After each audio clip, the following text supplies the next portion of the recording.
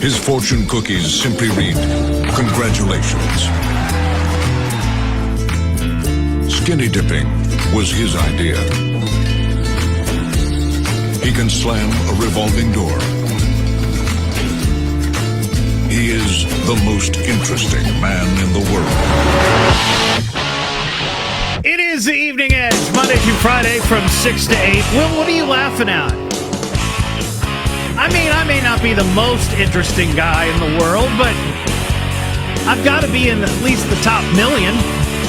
Wouldn't you think? If not, they wouldn't have given me a show. I mean, that makes sense.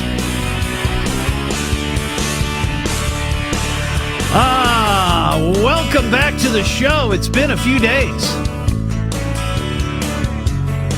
Tonight, we have tickets to give away to see Chicago. And we're going to give them away with the best Peter Cetera No. We don't want people singing that high. All the dogs will be howling. We got a current events quiz a little bit later. But speaking of dogs, we have a Damn It Dog. And we also have an email about a dog song, which is kind of cool that they sent to me. It was on their Instagram, and we're going to play. It's kind of fun. We're also on Facebook Live tonight, so if you want to watch from the comfort of your own phone, by all means, you can see what's going on. And hopefully tonight, everything goes according to plan. We've had some problems. The first night, we had audio issues. The second night, we had camera, video issues. It looked like my head was the sun. I guess it was so bright, shining off my forehead. But looking at it now, doesn't look too bad. Though it looks like maybe I'm in the basement a little bit. I don't know. But anyway, and then people are saying hi. So anyway, ladies and gentlemen, Ron Otto is in the studio. You know, I'm going to have to come up with an intro for you. I thought you did. Didn't you have something like a few months back? Oh, what was that? The guy going, Ron? Yeah. It wasn't exactly like Star Wars theme, but it was. It was not bad. That is true. That is true. So we have a whole bunch to talk about tonight, and I'm glad you popped in because we have like 3 big stories that are going on here in Dayton. Now, 2 of them you covered today. One was a big story a day or so ago, but I didn't have a show that night because of UD basketball, and we had the Martin Luther King holiday observance that day off from WHIO. But the 3 that I wanted to get your take on, this Fast and Furious in the streets of Dayton. Yeah. So this is nothing new. Right? I mean, there have been people who do crazy stunt driving on city streets and racing, especially, for as long as I can recall. As long as there have been automobiles.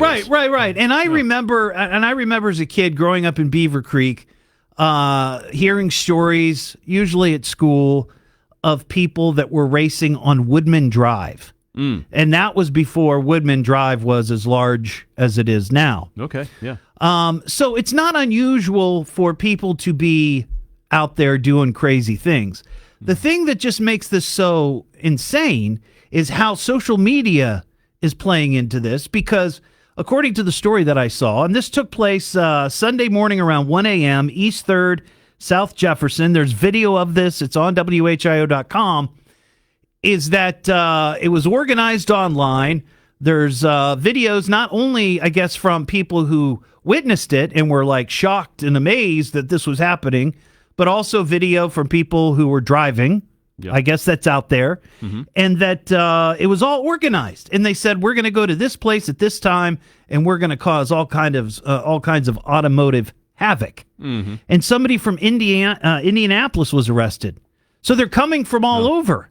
Yeah. But this is happening all over the place. This is not anything really new, but I guess in the city of Dayton, downtown, or close to downtown. I mean, that's nuts. That is crazy. Yeah. I'm from a small town. Usually when they do it back home, they pick out a deserted country road in the middle of the night and do it, where the only thing you have to worry about is hitting a tree or a deer.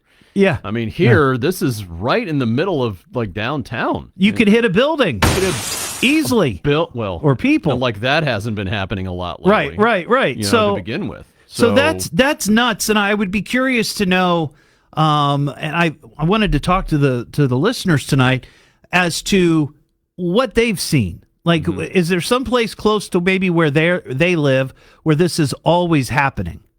This is the first time that I can remember something like this in downtown Dayton. Though last summer, I think it wasn't there the video out there of somebody racing down South Patterson? Yeah. Like 2 cars were racing. It was the early evening. It was still light out. Yeah. And the idiot in one of the cars crashes into a sign or something, like we've a building. Had the video on the website a lot Yeah. of him spinning out of control and slamming into a pole or something. Yeah. But I don't know if it's just because of social media. Some people, point to video games and movies, Fast and Furious. I mean, but I think it's what you said, is that since people have been driving, there have been idiots out there that just, want to be bigger idiots, I guess. Right. And I think the crash. thing about this particular thing is there were enough people there to block streets off. Right. So that they can do donuts in the middle of the intersections and things Yeah, like that. yeah. That is, it was like, it's the organization of the thing that was sort of stunning for everybody involved. This wasn't just a couple of dudes going out there in their cars and kind of showing off a little bit. This seemed to be an organized event. It was like a road rally of some sort. They had everything short of a promoter out there for this event. Food trucks. They should have food trucks out there for trucks and clowns and things like that. Yeah, it's just it's out of control. So I'd love to talk to anybody who has seen something like that. We had that issue where a police officer was hit by somebody on an ATV, and I think that person just went to jail. Went to prison for that. That was just last week or the week before, something like that. That he went to prison. Because this happened, I think, last year sometime. Yeah, it was spring of 21. Oh, okay, so a couple of years ago. Yeah. But I've seen that before, where you've got, a dozen or so people on ATVs driving down the road. Right. And running red lights and doing wheelies and all this, and it's just He was the one that they caught. Bored people. Right. He was the one that they caught. Now, the other thing that I wanted to talk about, this whole deal with University of Dayton Flyers players being attacked, bullied online by gamblers. Right. Now, I'm sure that this, again, something that has happened before, but this is new in Ohio because we now have legalized betting. Yeah. And I've done endorsements for that, DraftKings. So do you know how the details on this? I saw a couple of the clips on Channel 7, and I know that Coach Grant in a press conference, post-game press conference, talked about players being attacked by these people out there who were saying, oh, you threw the game or you cheated or whatever. Yes. That has been going on, I'm sure, in other places, in other states and other times, where degenerate gamblers who are just angry, who are constantly attacking players, constantly attacking referees or coaches or whomever. But this is new for us here in Ohio and specifically Dayton. Right. So I heard that they could somehow crack down on these people making these comments and banning them from gambling. Did you heard that? They say that they can identify the people who are making comments. There's always a way to do it. Look back online and they can, there's a trail there that they can probably find out who you are. Right. And they can, somehow they say that it is possible that they can legitimately ban you if you go on, because all this is very heavily regulated and they have to know who you are before you place a bet on anything, DraftKings, like you said, or anything else. Yeah. You have to identify yourself when you join these groups to do your betting, and this might be a red flag that comes up. Oh, wait a second, this is one of those guys and they say they can ban you and effectively do it. That's interesting. I don't know how any of that works. Yeah. They're in the discussion phase of that right now. But didn't you think that this was almost inevitable? That something like this could happen if and when betting came to the state of Ohio. Yeah. And I already... there would be people like, everybody here is new to this thing. Yeah. We're all new to this thing, really. And that there would be some backlash somewhere, that there would be a game like there was last week where UD had this massive lead. Right. And especially when you can place bets during a game. Yeah, that's also kind of weird. When you get in the middle, I don't know how any of that stuff works either. I'm not a gambling guy, but I would have thought they would have had some sort of plan in place ahead of this. Maybe so, but no matter what it is, there's always going to be idiots like these degenerates out there making these comments. I mean, I'm sure it happens at the professional level all the time. Yeah. It's the 1 or 5% of the population that does crazy goofball stuff and gets all violent on social media, and because they lost. Most people are going to place a bet, they're going to lose money and say, oh well, and go on to the next thing. But there's that 5% out there that is going to be complete jerks. And I kind of feel like some of the messages that they posted in the news story. Now maybe there were more, maybe there were some that were racial. I don't know. But the ones that I saw, they weren't nice, but they weren't like, we're going to come and track you down and beat you up. It was like, I didn't see way to throw that game. I hope you all lose or whatever. It's like, just ignore it. There's also accusations in that. I saw the one that you saw on Channel 7 earlier, like, well, the fix was in. You did it. You know what I mean? And that kind of thing makes guys like Coach Grant blow their top. Well, I understand that. Makes it like, hold on a second, because you're going to an area where the NCAA can start saying things like, okay, maybe it's a comment, maybe it's not a comment, and now all of a sudden accusations start flying around. You know what I mean? No, I understand. I understand that, but like you said, they should have been prepared for this. Yeah. Because as soon as you start opening up the betting window, all of these things are going to happen. Those accusations are going to be made. Yeah. You're going to start seeing stories about people who are, becoming degenerate gamblers. I mean, what did you think was going to happen? Yeah.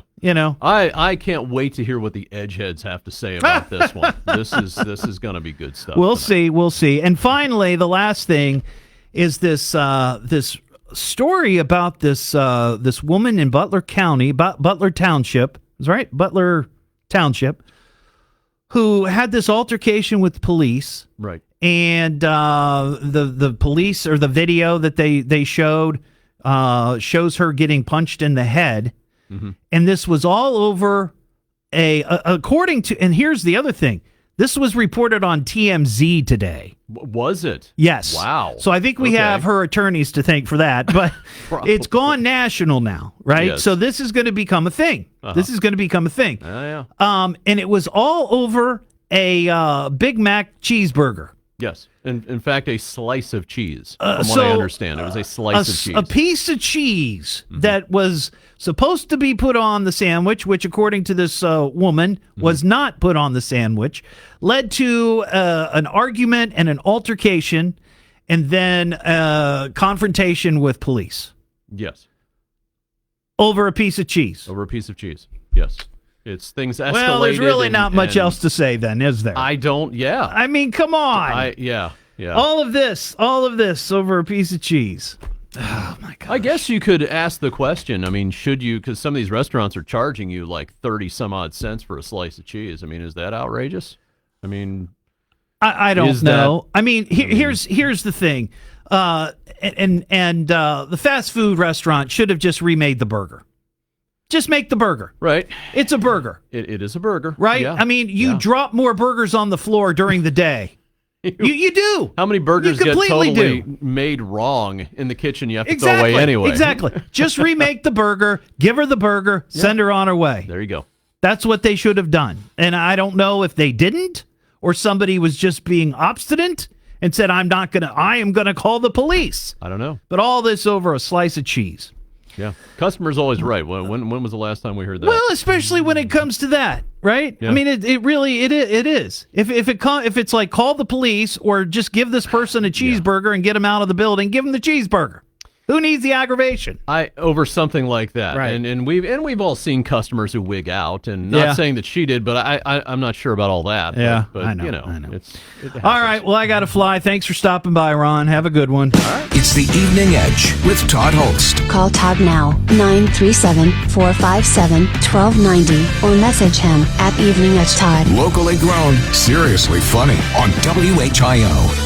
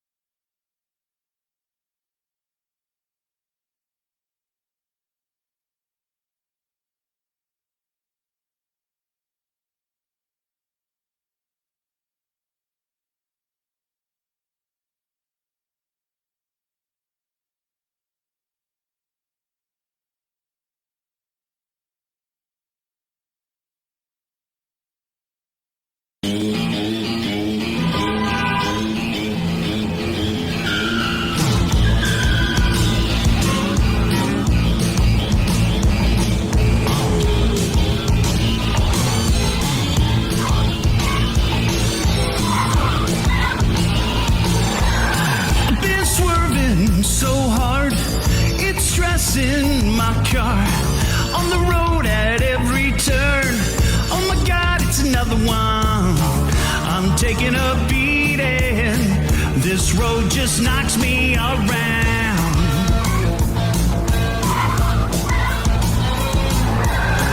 My tires are reeling. My axle's gonna break down.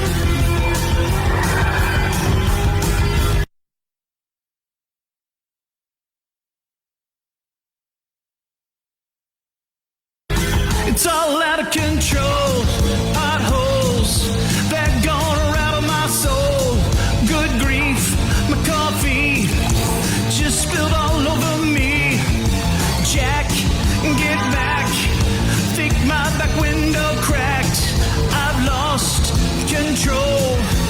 Too many damn potholes. Damn potholes. Damn potholes. Damn potholes. Just keep your hands on the wheel and muster some nerves of steel, or it's gonna swallow you whole. Taking a look over the Miami Valley right now, we see a giant pothole on Route 35. Oh my God, we just lost the VW. That makes two this week. It's all out of control. Potholes, they're gonna rattle your soul. Lordy, it's bouncy. I think I may have just peed. Whack, whiplash. Hold tight, I'm gonna crash.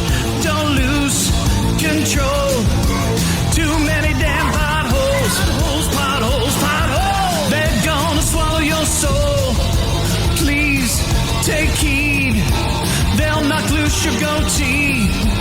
Whack, whiplash. My neck needs another ice pack. Don't lose control. Everybody swerves, everybody swerves. Everybody swerves, everybody swerves. Everybody swerves, everybody swerves. Too many damn potholes.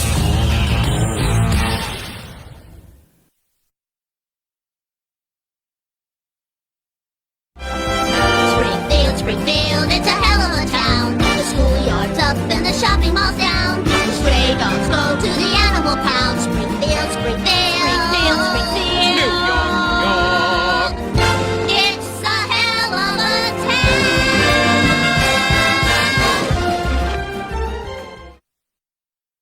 town. on your next visit to Cleveland. Don't forget to stop at the National Museum of Fat Guy Broken Chairs. See a broken chair from the White House turned to tinder by our nation's largest president, William Howard Taft. It's our duty. An aluminum patio chair once sat on by famous actor Orson Welles. Can of peas, a big dish of peas. From the famous Caesar's Palace in Las Vegas, a piano bench destroyed by Elvis Presley. I have to play the piano, so it'll take just a second. And our most recent addition, this studio chair used by radio personality Todd Hollst. And welcome back to the Evening Ed.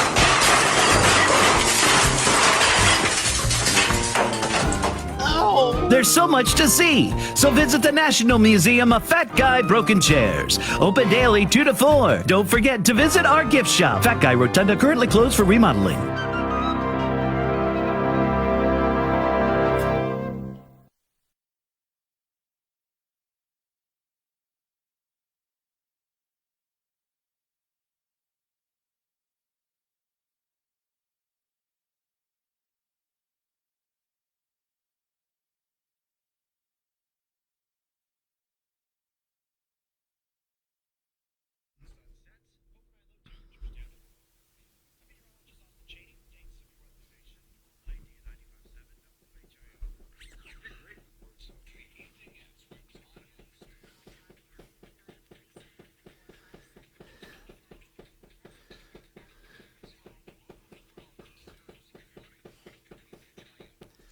Back here on the Evening Edge, Monday through Friday from 6 to 8.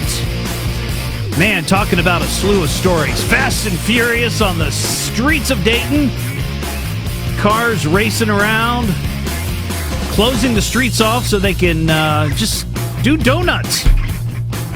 Also, the story about UD basketball players being harassed online after a tough loss. Bettors thinking that they're cheating. Come on.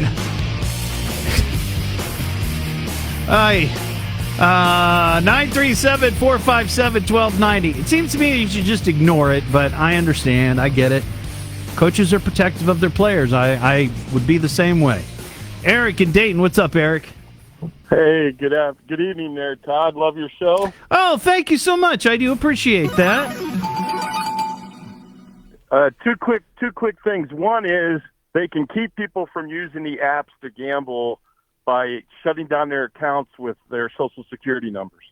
Well, that makes sense, but I guess you got to track them down using the interwebs to find out. And I don't know if these were tweets or what they were, or if somehow they were just messages or emails sent to players. I don't know. I mean, right. Well, it's those are degenerates gambling who shouldn't be gambling. But the other thing I was going to tell you is that the Fast and Furious happened at the if you go to the Dayton Mall on the Sears end, at the lower entrance into the old Sears end of that mall. Right. Yeah. About a month and a half ago, I drove through there, and there were like 40 people at the top of the hill looking over the parking lot. And that's what was going on. There was smoke. I mean, it looked like the building was on fire. It was so loud and so smoky. My God. And the Miami Township Police got there and took care of it. But, I mean, it's happening more than just in downtown Dayton. Yeah, that's true. I've seen it happen in a lot of other places as well. It's just a symptom of the time, I guess. You know, it's social media. It's people who don't care about the safety and well-being of others. It's just, I guess they would say, a sign of the times. But the thing of it is, that had to have been organized, because there were probably 40 people on the top of that hill watching. Oh, sure. Yeah, it's all organized, and that's what they're using social media for sure. Eric, thanks for your call. I appreciate it. The Evening Edge with Todd Hollst. Call Todd now, 937-457-1290, or message him at Evening Edge Todd. Locally grown, seriously funny on WHIO.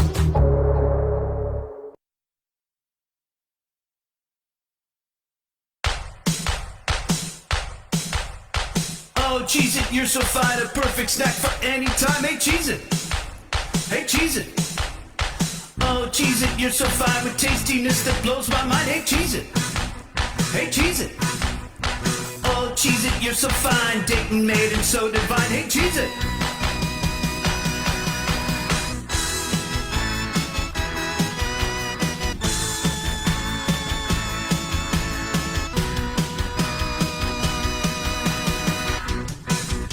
Cheez-It. Your toasty little squares, a satisfying crunch. The cheesiest by far, you pack a flavor punch. I never get enough, wanna eat 'em by the bunch. Cheez-It. I like your zesty ranch and your bacon cheddar too. When I'm feeling feisty, I munch scorching hot grooves. Every night I go to sleep, I always dream of you. Cheez-It. Oh, Cheez-It, plain and simple, you must understand. Dayton prides itself as a Cheez-It homeland. Oh, Cheez-It, show the world our cracker claim to fame. A Cheez-It statue, Cheez-It. Oh, would you please, Cheez-It, build a Cheez-It. Don't break our hearts, Cheez-It. Hey, Cheez-It.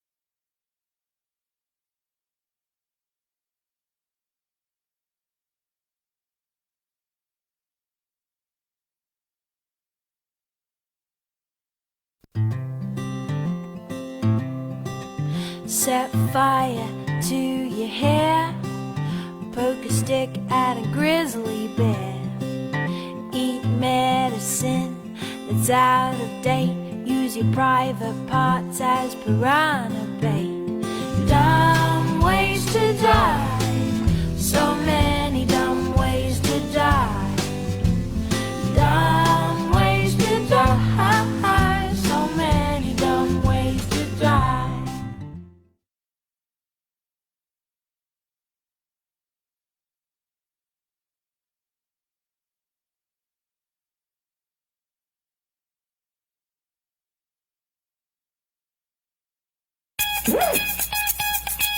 The temperatures are low.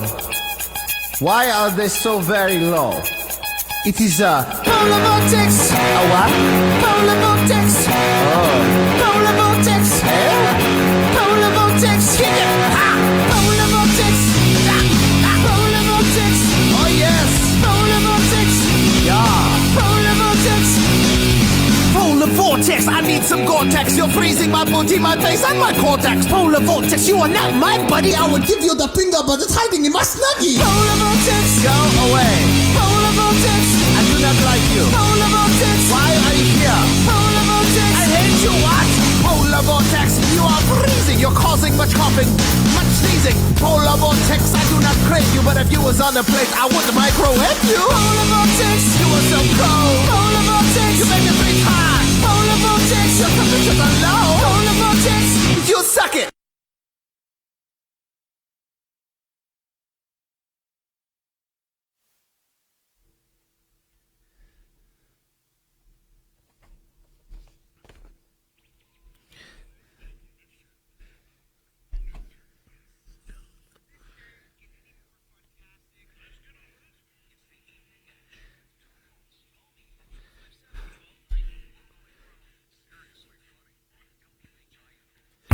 Back here on the Evening Edge, Monday through Friday from 6 to 8. In a couple of minutes, we're going to be doing a current events quiz for tickets to go see Chicago. They're going to be at the Rose Music Center in May. So stick around for that. I'll give you the cue to call, as they say. And you be the fifth caller, and you can play the current events quiz. And we'll get you hooked up with those tickets. But first, we have a Damn It Dog. The Misadventures of Damn It Dog. Damn it, dog! Well, we all love our pets, and especially if you're like me, doggies. But sometimes doggies can be a little dumb. Do crazy, strange things. And I saw this story. It's a great video. It's sad, but it's also cute. And it's a happy ending, just so you know. But damn it, dog! Idaho Fire Department successfully rescued a dog from a tree. Now, how did the dog get up the tree? Well, what do you think? The dog's name is Izzy. And despite his owner's best efforts, he wasn't able to stop Izzy from chasing a squirrel up the tree. Now, according to the owner, Izzy was never even close to catching the squirrel. And I don't doubt it. You know, squirrels are pretty nimble when it comes to climbing trees. Dogs, not so much. Though I'm sure there are dogs out there that can climb trees. But as I learned as a kid, it's very easy to climb up a tree. It's not as easy to climb down a tree. And here's why.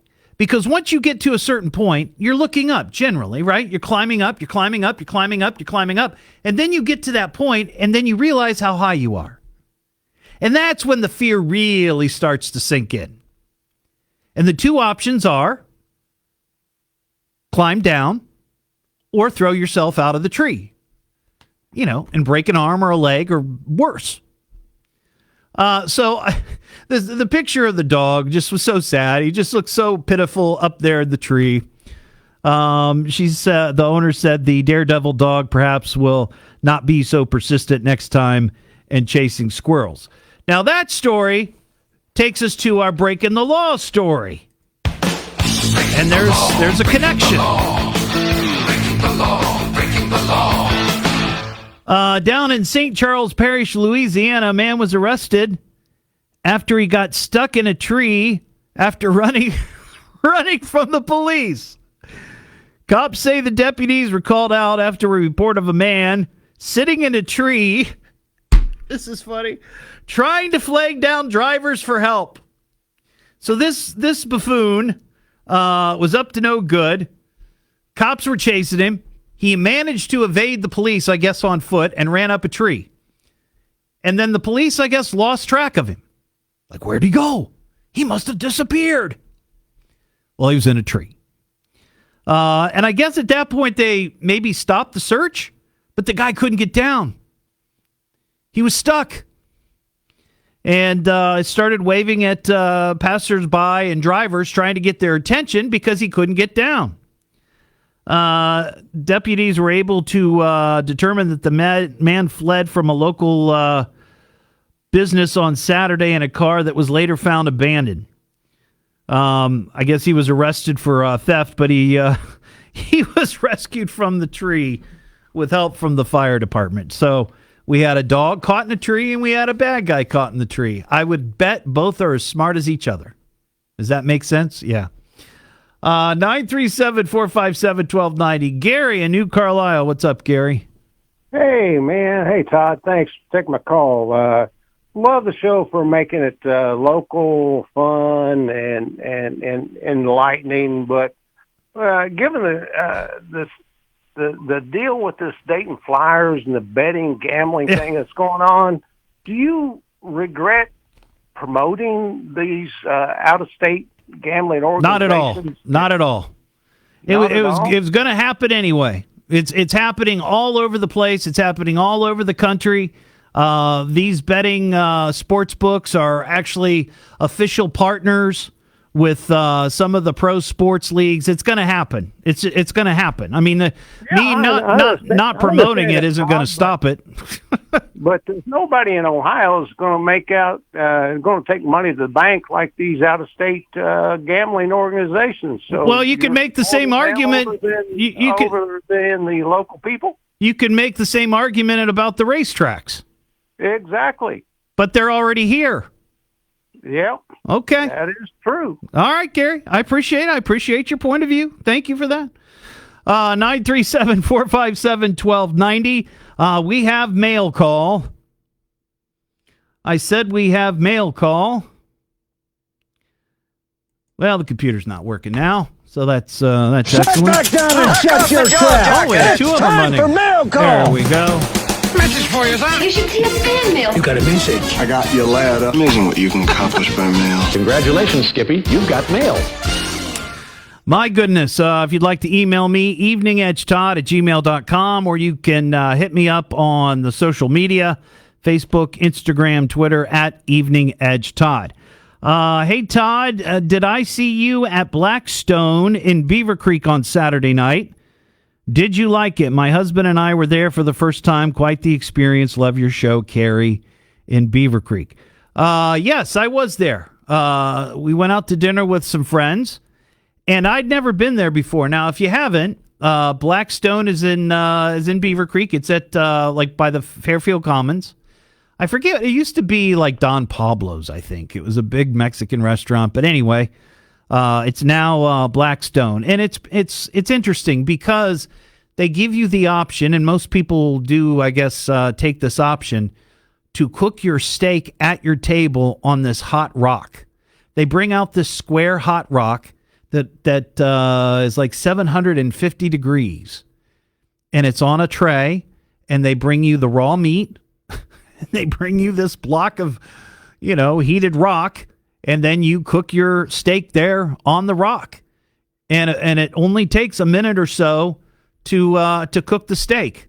The more well done, the longer it takes. And, if you want it rare, you just put it on there for like 30 seconds. Kind of a cool concept, but it just seemed like too much work. For the cost of everything. And they took us out to dinner, so that was very nice. And, it didn't cost me anything, but it just seemed like a lot. A lot of work for little return. I mean, it was good, but, cooking your own food at your table. The other thing that I thought was interesting about Blackstone, and I'd never been there before, like I said, and when I walked in, I saw smoke all throughout the restaurant. And my first thought was, did they have a fire? Because I'd never seen it that thick before. I mean, you could just see it hanging. No, it's just everybody cooking steak at their table. And they've probably got 100 tables in there. This place is huge. So when I got home, much like you would experience back in the day when bars allowed you to smoke. You go see a band, you come home and your clothes are they smell like the bar, they smell like cigarettes. Especially, I didn't smoke, I don't smoke, so I was susceptible to it, I could smell it. You'd have to, immediately throw those clothes in the wash. Otherwise, your dirty laundry in your bedroom and everything else would smell like smoke. Well, that's what it smelled like. Instead of cigarette smoke, it smelled like barbecue. So, but it was fine. It was a good time and great company, and we enjoyed it. Next time if we go, we're going to let them cook our own steaks. Hey Todd, I know you love the doggies. Yep, we just had a damn it dog. I love the doggies. This song popped up on my Instagram, and I had to share it with you. It's a song about dogs. Hope you enjoy it. I'll be listening to hear it. LOL. Marika and Huber Heights. Well, she sent me the link. I carded it up, and here you go. 7 a.m. I go down the stairs for breakfast. Go in the backyard, that's where I eat a steak. And you have to just picture a bunch of Sit dogs on the couch and stare at something that's not there. sort of running around. And then I lay on your laptop so you can't do shit. And then I'll lick my butt and chew my legs some more. Then I lay upside down right on the bathroom floor. And then lay the same way right by the downstairs door. Then to the couch where I've always been. And I Sounds like a and licking and staring like a TV theme song. That's pretty funny. It sounds like a TV theme for a dog show or something. Thank you for Marika. I appreciate that. That's a good one. And our last one. Hey, Todd, I know you like Dumb Ways to Die. Well, I don't like Dumb Ways to Die. I'm intrigued by the stories. But this story I read was almost a Dumb Ways to Die. It's about a guy in California whose car was crushed by a boulder moments after he got out of it to take a call from his wife. That's truly a death-defying story for sure. Here's the link. Love your show, Travis in New Carlisle. Yeah, I did see that story, and I just didn't get a chance to bring it up. I was going to bring it up Thursday or Friday and actually turn it into a topic. What sort of death-defying experiences have you had? This guy parked his car outside of his home. He lives at the side of a hill in Malibu. And if you've been paying attention to the news, there have been tons of storms and rain and landslides. Well, this guy was in his car. He got a call from his wife. And she said, hey, I left something in the house. Will you grab it? So he gets out of his car, starts walking to the house, gets in the house. And while he's in the house, what does he hear? He walks out, and there's a giant boulder had fallen on his car. Now, this guy was just minutes away from being crushed. Though one might argue if the wife hadn't called him and forced him to go back in the house, he would have driven away. But either way, it could have been traumatic. So there you go. There's a topic. Let me hear your death-defying experiences. 937-457-1290. If you'd like to take the current events quiz, 937-457-1290. Take caller number 5, and we'll hook you up with some Chicago tickets. That's coming up. It's the Evening Edge with Todd Hollst. Call Todd now, 937-457-1290, or message him at Evening Edge Todd. Locally grown, seriously funny on WHIO.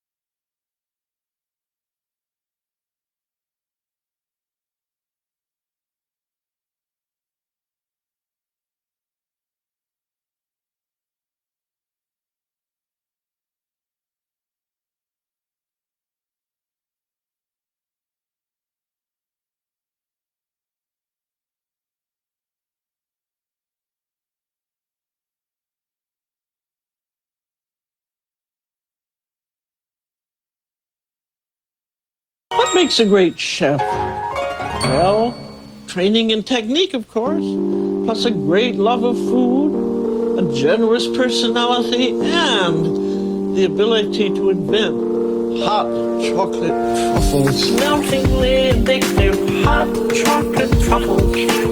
Balls of creamy chocolate filling that are rolled in fresh crumbs. Let's have another piece. As long as the dough is relaxed, it's ready to roll. Ready to roll. Let's have another piece. All in a ball. Ready to roll. Ready to roll. Freshness is essential. That makes all the difference. I like to smell something cookies. Makes me feel it. Bring on the roasted potatoes. Bring on the borscht. This is what good cooking is all about. This is what good cooking is all about.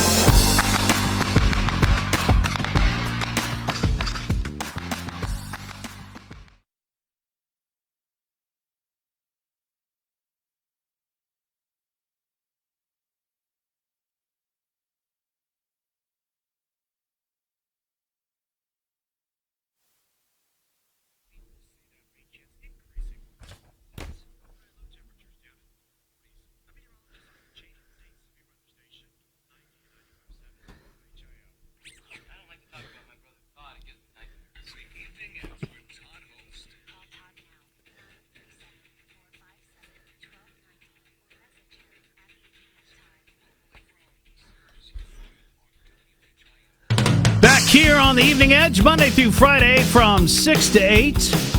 Coming up after the news, if you do have a story about defying death, I'd love to hear it.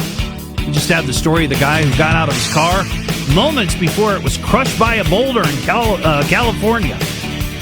And also, theft from a buffet. Saw this story, and it has to do with somebody taking a doggy bag home, well, their do-it-yourself doggy bag, food from a buffet, and the cops were called. And the owner was like, this is theft, this is theft. Is it theft? I don't know. We'll talk about that coming up. Let's see, we got Jeff in Fairborn. Hey, Jeff, how you doing? I'm doing well. How about yourself? Not too bad. You want to take our current events quiz?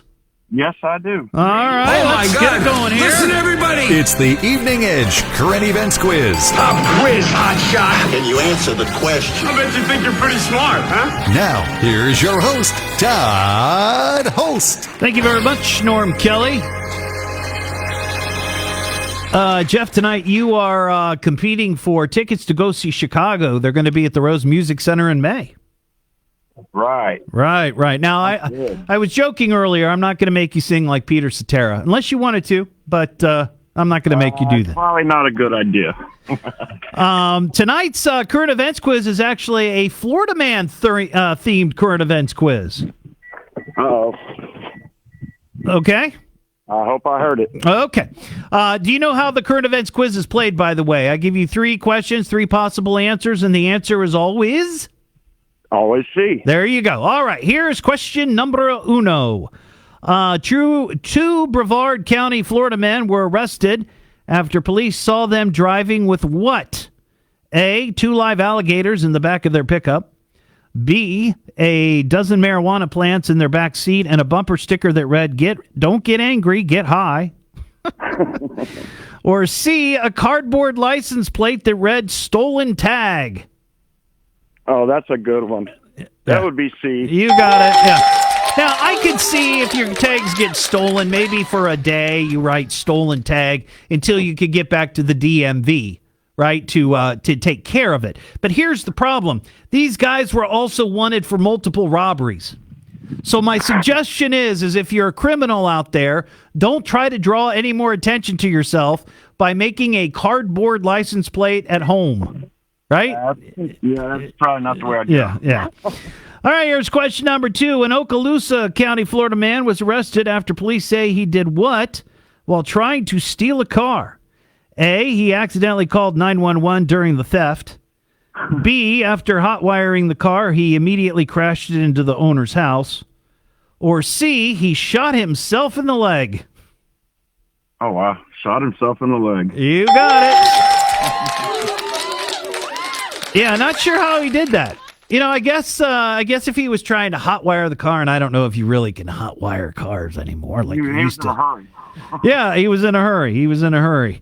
All right, here's question number 3 for the big win. A Broward County, Florida man who broke into a home and tried to steal the keys to a Bentley parked outside was quickly arrested for grand theft auto because A, he smiled and waved to the home security camera, B, he dropped his cell phone in the victim's driveway, or C, he was wearing a GPS ankle monitor when he committed the crime and he was out on bond. I actually used to live in Fort Lauderdale in Broward County, and that would be C. You got it. Well, there you go. Yeah. He had just posted bond. He had left jail, hooked up with his friends, even with the GPS ankle monitor on him, and then robbed a house with his crew, and they were easily able to track him down and arrest him. Well, congratulations, Jeff. You are the winner.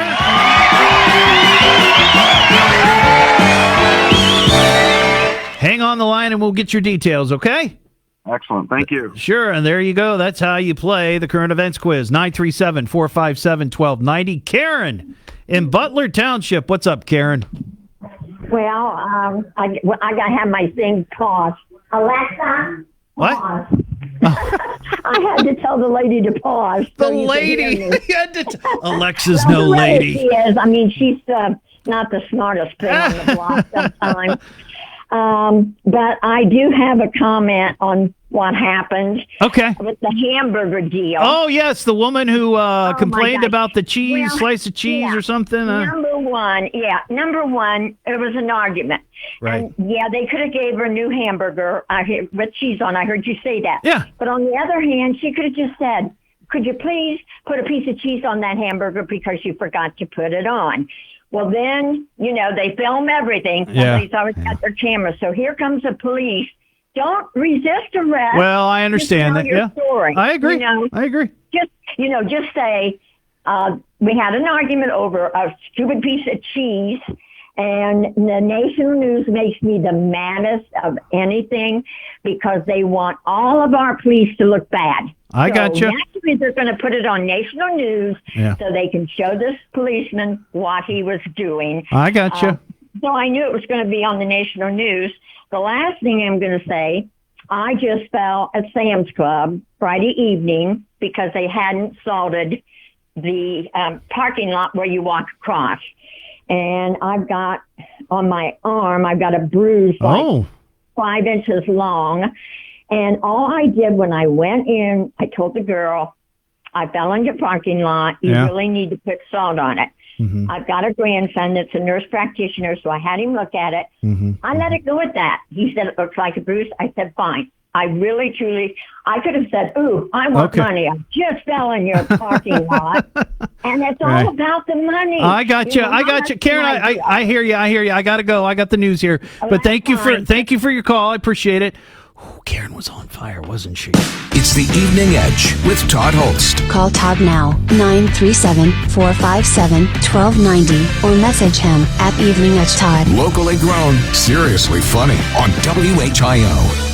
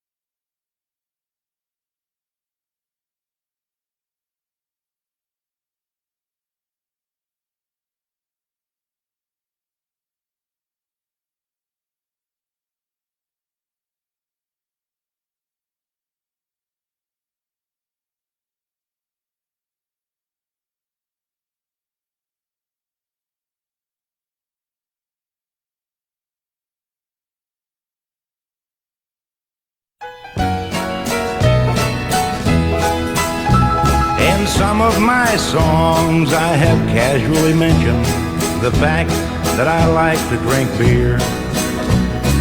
This little song is more to the point. Roll out the barrel and lend me your ears. I like beer. It makes me a jolly good fellow. I like beer.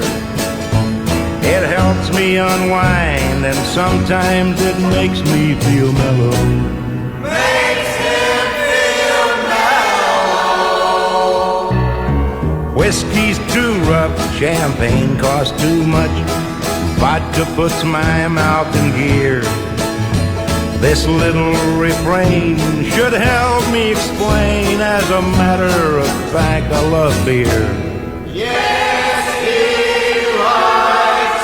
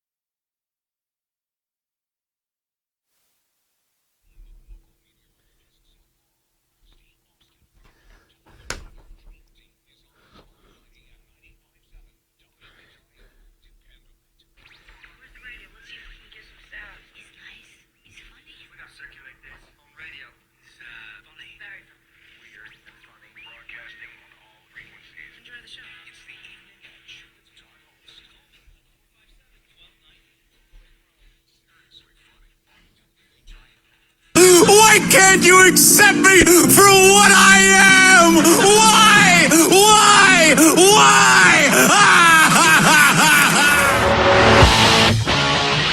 It is the Evening Edge on Monday through Friday, 6 to 8. Sorry, I got a little distracted there. It happens. So, we got this story. I was going to get to it last week, and I ran out of time, but then a listener, see, who sent it to me? It was Travis, New Carlisle, sent me this story, and I thought this might make a pretty good topic.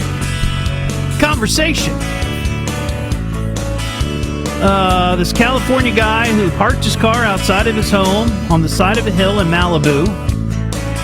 He got a call from his wife, or his girlfriend, who asked him to retrieve something from inside the house. So he got out of the car, and he ran inside to retrieve whatever it was that she wanted. And while he was inside, a giant boulder crashed his car, fell on top of his car. And I saw the pictures of it. I mean, a guy would have been killed if he'd been inside the car. It was a 4-foot boulder. That's huge. But though not as big as some of the boulders that the Roadrunner dropped on the Wile E. Coyote. But nonetheless, I'm sure it was heavy. Destroyed his car. And then I thought, well, my gosh, that's one of those almost like Final Destination moments where you just barely escape with your life. And I thought, well, that might be a good conversation. What sort of death-defying experiences have you had? And I got thinking about my life, and I don't think there's really anything that, where I narrowly escaped with my life. Well, except for my first marriage.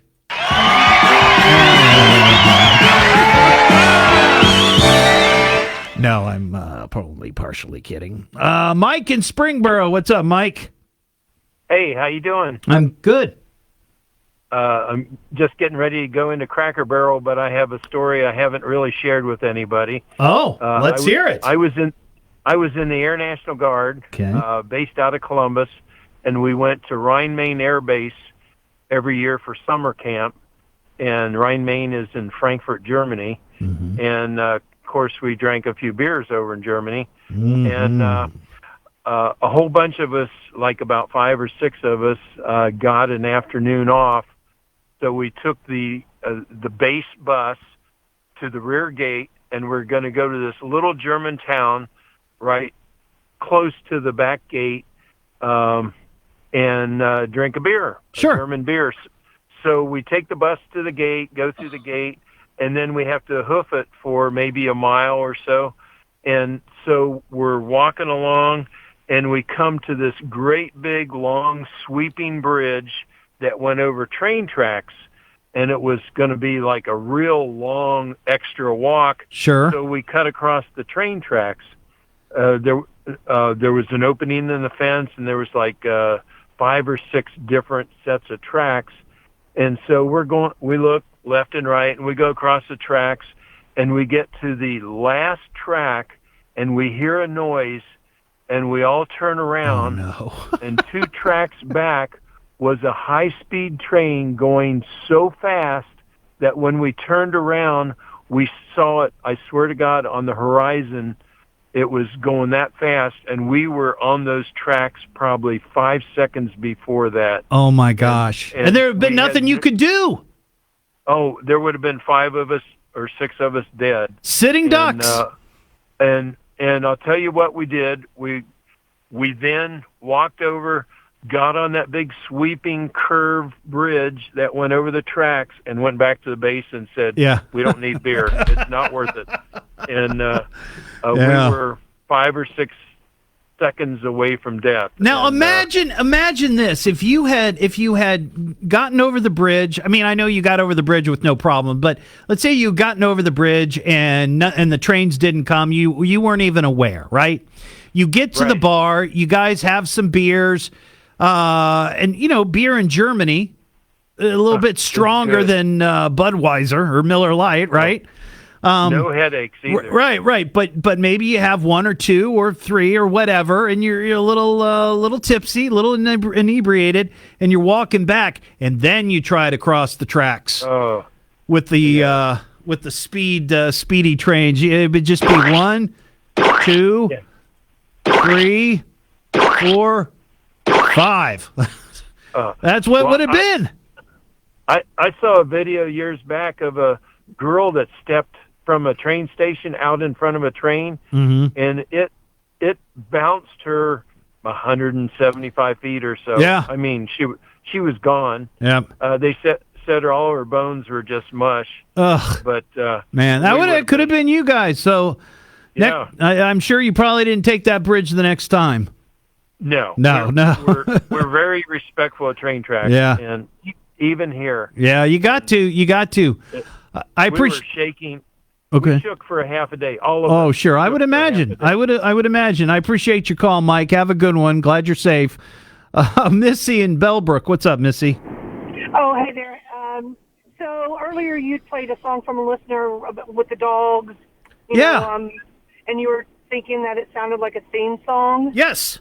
It's actually a tune from the Disney movie Tangled. Oh. Where she's singing about what she does every day. Well, here it is. In case you missed it, Missy, hang on the line. Let me just play it real quick. Somebody, a listener, sent this to me. 7 a.m. I go down the stairs for breakfast. Sounds like a TV theme song. Backyard, that's where I eat a stick. Sit on the couch and stare at something that's not there. And then I lay on your lap. That's the life of a dog. And then I'll lick my butt and chew my leg some more. Then I lay That's hysterical. down right on the bathroom floor. Anyway, yeah, that's funny. And now, what movie that's from? Tangled or a Disney show? Yeah, it's from the movie Tangled. Yeah. Disney made it, so I got you. It's no big deal. I just thought it was interesting. So No, I got you. Missy, while I got you, can I ask you a question? ask away. So I saw this story, and I wanted to get everybody's take on this. If you go to a buffet, well, let's back up. If you go to a restaurant, okay, and you order your food, and you don't finish everything. Like somebody asked me about being at Blackstone and Beaver Creek over the weekend. Yes, I went. I ordered steak and I ordered ribs, but I didn't have enough room for the ribs, so I got a box and I took them home. Nobody would argue that's normal. That's what we do, right? Doggy bags. Right. Now, what if you go to a buffet? So I don't know what the big deal is on buffets, but it is supposedly a no-no that you take food out. Well, there's a story from Waukesha, Wisconsin. A buffet owner there recently called the police after several customers were reportedly stealing chicken from the buffet and placing it in their purses and large shopping bags. Okay, yeah, so that's definitely, to me, that's theft. But I admit that I have been to multiple buffets. I love buffets. And I've taken cookies. You know, you get dessert and your eyes are bigger than your stomach. You have a couple cookies left over. They're just going to throw them away anyway if you leave them on your plate. Sure, but isn't that the same as, I don't know. I know it feels like it could be theft, but at the same time, it's if a buffet is all you can eat. Right. I mean, what if you do this? What if you eat like you have a couple of plates, okay? And you go back and you get a big plate of food. You sit down and you're just like, boy, oh boy. You know, I don't think I can eat this after all. Can I get a bag or a box? Is that the same? Is that the same? Now, granted, you're not throwing it in your purse or large shopping bag or pockets. Exactly. But, you know, a lot of buffets actually do take home. They'll weigh the to-go container and allow you to take it home. But I don't know what the big faux pas is about why you can't just, you know, take a few things off of your plate that you didn't finish and take them home. Right. I never understood that. And it also doesn't say how much chicken. Like, are we talking, you know, a bucket's worth of chicken?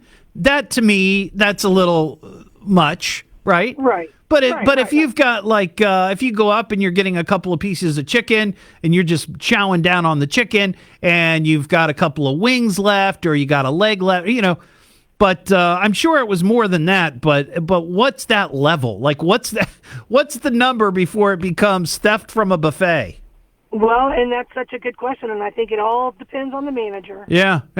Because one could argue if you can't take food out of there, what if you sit there for like 5 hours?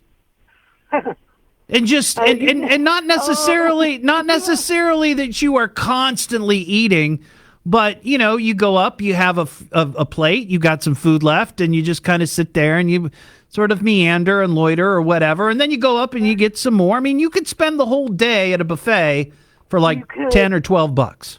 And I laugh because that's what my mother would do. When she was still alive, she would love to go to Golden Corral, and she would spend 3 or 4 hours there. 3 or 4 hours at the buffet. I swear to you, the woman was crazy. But she loved her Golden Corral, and we knew if it was one of those days, we would take her there every time for her birthday, and we planned on staying 3 or 4 hours because that's what she loved to do. But wear some comfortable pants. Right, exactly. That's funny. Yeah. All right, Missy, I appreciate your call. That line's open, 937-457-1290. Jason in Pickle. What's up, Jason? Hey, not much, Todd. I appreciate your topics. You always have really good ones.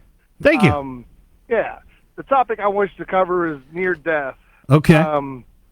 I've cut down a lot of trees. That's a dangerous job. That's a dangerous job. Yeah, and I do it for family, free kind of thing. They just give me the wood. Right. Well, this pine tree, I decided in order to get into it, they had grown all the branches out. They'd never trimmed it. Yeah. So I cut the branches, and I left about a foot off of the main part of the tree. Mm-hmm. So I was, chopping it down. I had my, where it was going to land. Everything was perfect. I had cut too much of the of it, and when I did that, it twisted towards me, and as I tried to move, I slipped. Oh. And I fell, and the tree was literally on top of me, and those foot-long sections, maybe it's 2 foot long, beside both of my heads were in the ground. Wow. And I opened my eyes to see if I was still alive. Oh, my gosh. My wife and my dad were there. How far was the fall? How far was the fall? I was right there at the stump. I was okay. I see what you mean. Right. I literally, the whole tree flipped towards me, and I totally didn't expect it because I cut too much of the trunk. Oh my gosh. Yeah. Near death. You see those on Instagram all the time and TikTok. Yes. Mistakes that people make when they're trying to do that themselves. But wow. Well, I'm glad you're okay, Jason. That's a harrowing story for sure. Thank you. Have a good night. That line's open, 937-457-1290. The Evening Edge with Todd Hollst. Call Todd now, 937-457-1290, or message him at Evening Edge Todd. Locally grown, seriously funny on WHIO.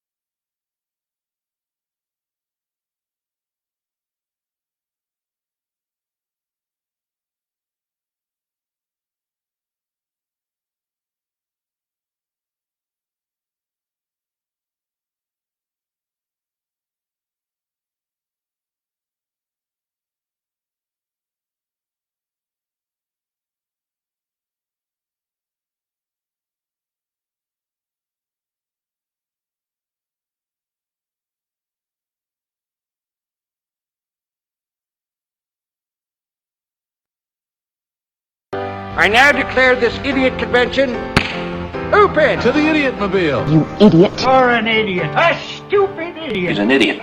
Comes from upbringing. Parents are probably idiots too. He's an idiot. How sweet to be an idiot.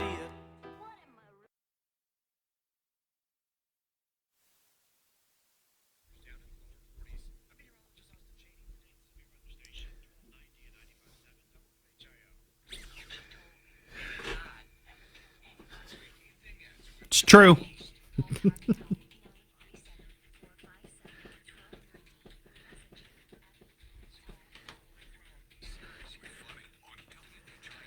Back here on the Evening Edge, Monday through Friday from 6 to 8. Did you see this story? This was a week or so ago. 2 stars from 1968's Romeo and Juliet. I'm sure many of you watched this in school. I did.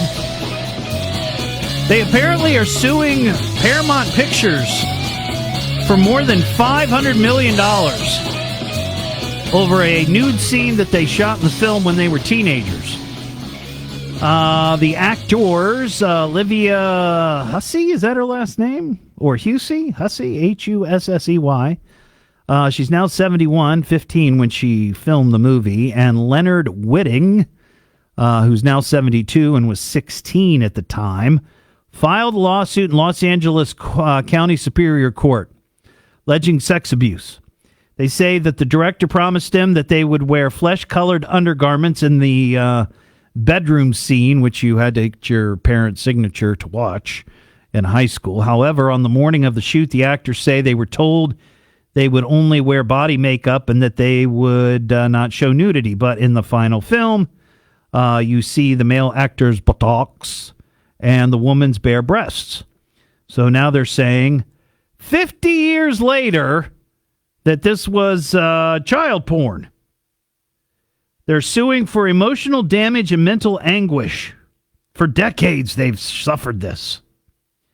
And that each had careers that did not reflect the success of the movie. However, the woman, Hussey, her last name, again, I don't know if it's Hussey or not, defended the movie and the scene in a 2018 interview with Variety. So she was okay with it a couple of years ago. Now she's not. And they're suing for $500 million. That's kind of a lawsuit lottery thing there, right? You're old. You don't have maybe the career that you thought you were going to have. Maybe you don't have the money that you thought you would have. Who's got the deep pockets? Well, the movie studios do. Let's go after them. Ron in Brookville. What's up, Ron? Hey, how's it going? Good. I wanted to say something to your buffet thing. My buffet thing, yes. Yeah, the woman taking the food. Yeah. Well, I think I may know where that buffet is, because if it's where I think is, maybe boot camp in Illinois, not too far from there, and they probably had trouble with drunk sailors on leave from boot camp on graduation night stealing food out of there, and that's what started it. Nothing like drunk sailors at a buffet. Oh, you won't believe the things they get into, okay? Well, this was it. It's in Wisconsin. Waukesha, Wisconsin. Is that it? Waukesha? I don't know. Anyway, well, it's in Wisconsin. Well, the interesting thing about it is, like, when I was on leave from boot camp, we ended up in Wisconsin because you wasn't that far, but we were in the birthplace of Jack Benny. They even got this big sign there, so it's not far to walk. You get on the bus, go a few blocks, and you're in Wisconsin. I got you. I'll tell you what, if I'm ever, not that I plan on going to a buffet anytime soon, but if I ever am and I see a group of sailors heading in, I'm heading the other direction. Thank you, Ron. I appreciate it. Eric, what's up in New Madison? Hello, Eric. Hey. This is New Knoxville. Oh, New Knoxville. I'm sorry. It says New Madison. I'm calling up about, like, buffet thing. Yeah, it seems like that's stealing. Through that, taking all of that actual chicken. One thing is, whenever I was in college, I spent about 8 hours at a buffet. About after the fifth plate, they take your silverware away. they try to kick you out. Do they really? They take your silverware. See, then I would go up for finger foods. Yeah. Yeah. All right. Well, I wonder if that was a record. 8 hours at a buffet.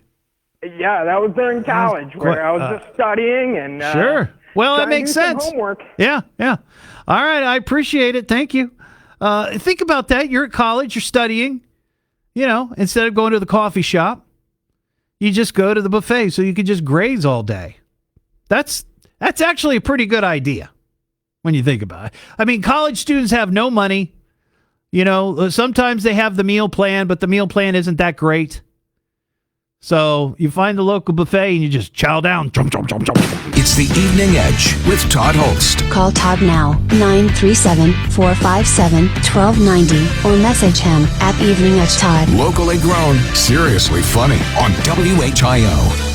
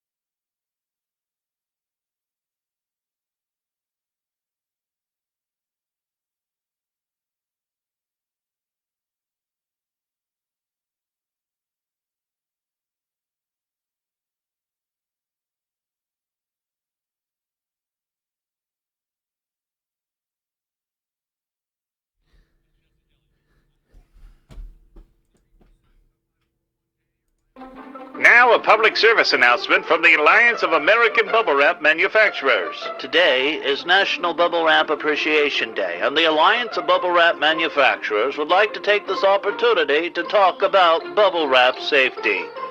1. Encasing your head in bubble wrap will not save you from being concussed. Bubble wrap is not a substitute for protective equipment while participating in dangerous activities or in lieu of a child's car seat. 2. Bubble wrap is both recyclable and cleaner to use than styrofoam. 3. When preparing for shipping, ensure item is wrapped tightly to avoid shifting during transit or a prolonged suffocation. And 4. While it may seem to you like an effective means of stress relief, it may not be for others. Please be considerate when popping bubble wrap in public. And remember, there's no shame in popping in private.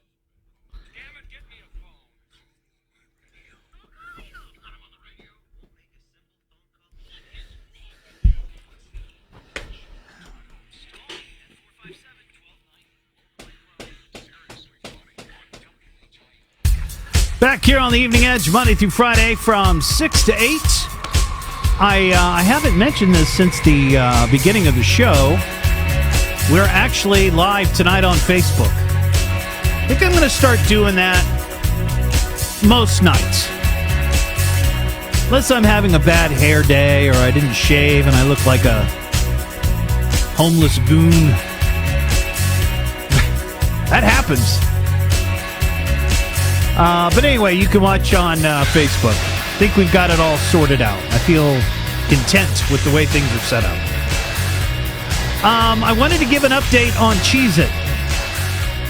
We were hitting it pretty heavy and hard before the holidays, and when I came back after my vacation, my winter break, we talked about the fact that the petition had made it to 950. And that was a couple of weeks ago. Well, now we are at 954. We've only had 4 people sign the petition in the last couple weeks. Now, the deal was this. If I get it to 1,000, I will print them all out, and I'm going to take them, at least that's the plan, take them to Michigan, to the Kellogg's / Cheez-It World headquarters, and deliver it. Probably just to the security building out in front of the Kellogg's compound, and say, "Hey, give this to this person. I know who it is. I know her name. She's the brand manager, and she works in that building." Does that sound a little stalkerish? Maybe a little bit. But that's the plan. So I need to get 1,000 signatures. I feel like that's the threshold, and it's not that hard to do. 954. We could do that by Friday. Easily we could do it. So if you care about us getting a Cheez-It statue in Dayton, show your support. It's not. Here's the thing. This petition. It's not a petition to A, raise money, or B, try to drum up interest from Dayton people. We know the interest is there. What this is for is to show the people at Cheez-It that we're serious about it. It's one thing for me to get on the radio and blather on about a Cheez-It statue every day. That's radio nonsense, right? It's shenanigans. It's fun. But this is tangible. This is the real deal. It's documentation. And that's what I want. That's what I'm planning. Now, the other thing, May 23rd is the anniversary of the date the Green and Green Company here in Dayton trademarked the name Cheez-It. And over the holidays, I posted that there's going to be some sort of Cheez-It related event. I don't know what that's going to be, but I feel like that should become a yearly observance here in Dayton. Because it'd be hard to argue that there is a more popular cracker in the world. Maybe Ritz. Maybe.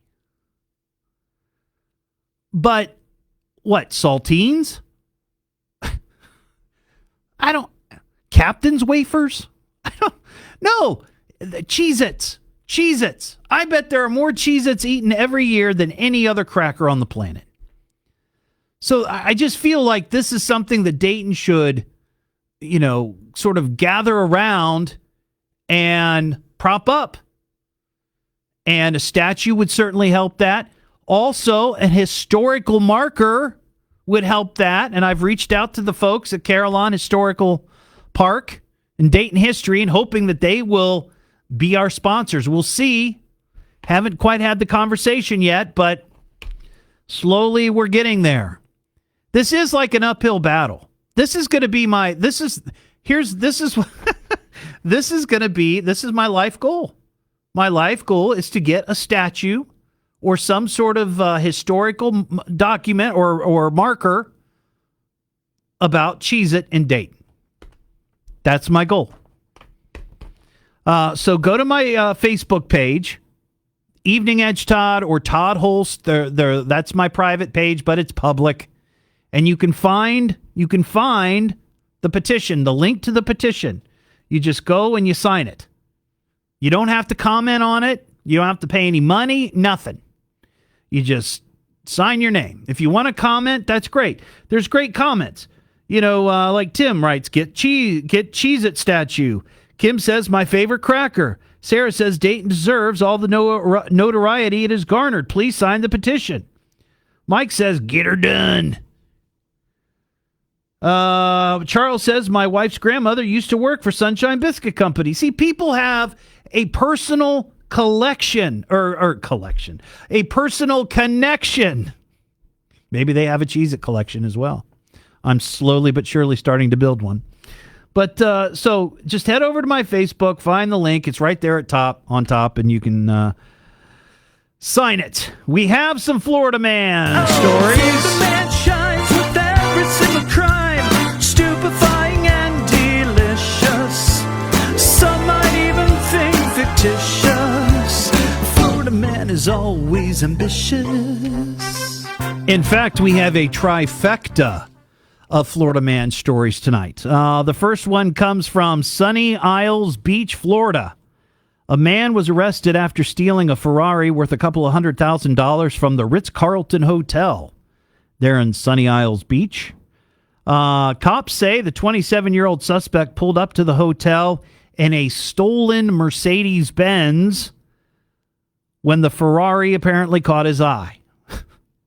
So this genius Florida man ditched the Benz and managed to steal the Ferrari and took off, and surveillance video shows the theft taking place. However, once hitting the highway, apparently the Ferrari was too much for him to handle, and not long after the joyride began, he crashed the car right there on the highway, totaled it, and then fled. But that's not where the story ends for this particular Florida man. Cops say 2 hours later, the thief reportedly returned to the hotel where he had stolen the Ferrari in hopes of re-stealing the original stolen Mercedes. Will, you look confused. So here's the deal. He had the Mercedes. It's stolen. He went to the hotel, ditched the Mercedes, stole the Ferrari, crashed the Ferrari, went back to the hotel to get the original stolen Mercedes. Make sense? Yeah, okay. But at that moment, cops were there taking a report. And the man was recognized from the security footage, and after a brief struggle, cops tased the man to subdue him and took him into custody. Our second Florida man story, an Opelika. I've never heard of that. Opelika.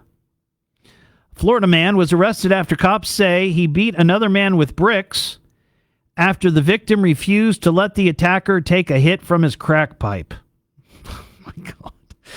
The victim told cops he was sitting down on a grocery cart when a man called Urkel came up to him. Yes, it's true. Urkel came up to him and asked him for a hit from his crack pipe. That Urkel's always asking for a hit off my crack pipe.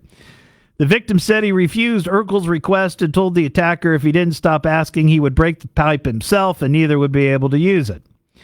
Well, the attacker became angry and then pummeled the man with a barrage of bricks, fracturing his nose. Victim told cops he was finally able to get away from the attacker and ran to a nearby apartment complex. He was later taken to the hospital. The pipe, by the way, was reportedly broken in said attack. A brick attack over crack pipe. And finally, our third Florida man story. A Miami, Florida man was recently tried, a Miami, Florida man was recently arrested after he tried to rob a Publix grocery store.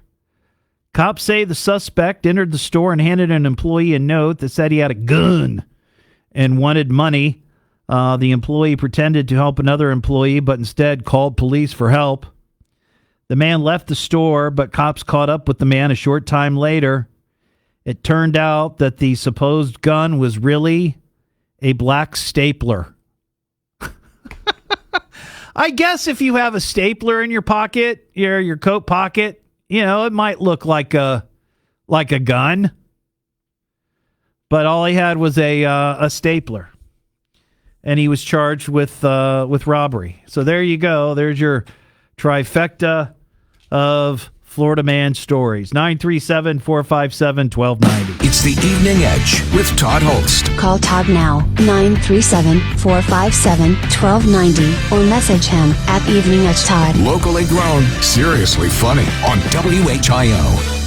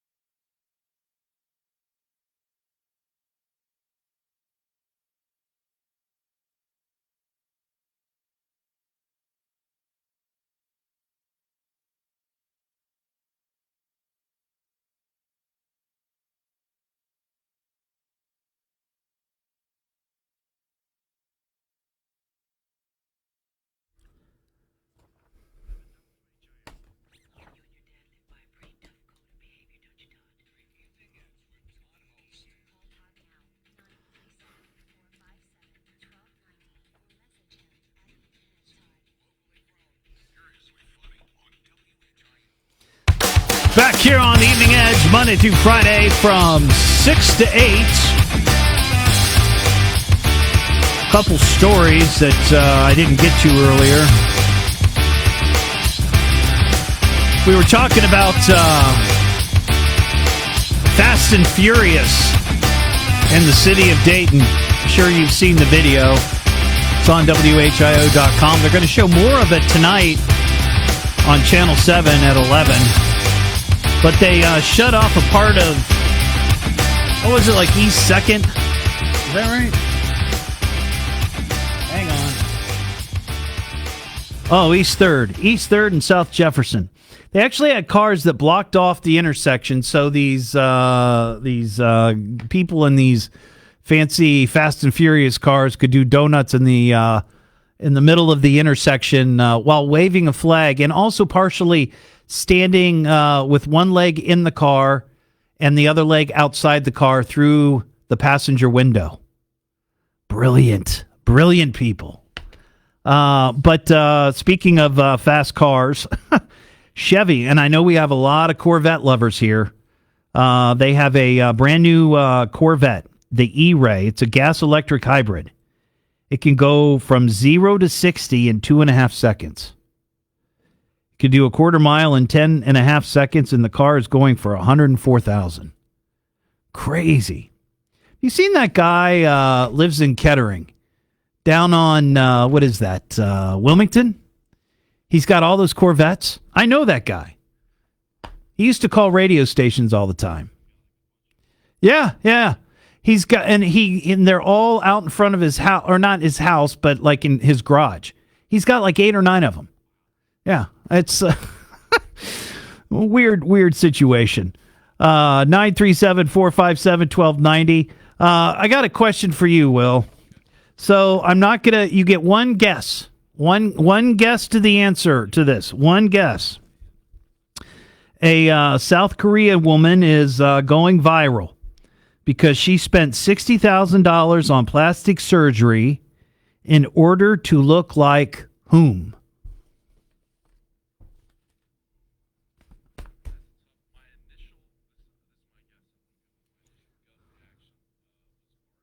Oh, I'm sorry. All right, you know what? I'll give you one more. Give you one more guess. Think about it. Yeah. A cat?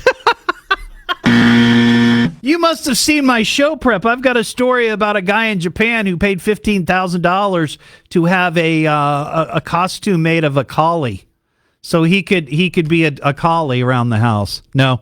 All right, one more try. 3 times, and if you don't get it right, you're out. 3 strikes and you're out.